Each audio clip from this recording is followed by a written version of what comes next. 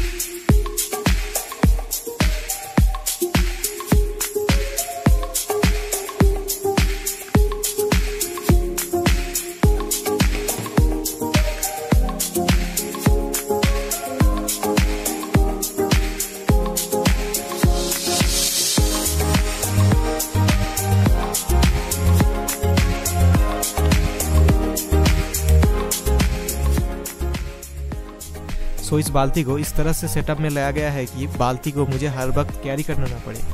इसके अंदर वायर का एक कॉइल रहेगा और मेरे ज़रूरत के हिसाब से वायर खुद ब खुद निकलता जाएगा। सो आप देख सकते हैं कि वायर का जो बंडल है वो फ्रीली घूम सकता है पर फिर भी बैटरी के साथ कनेक्टेड रहेगी।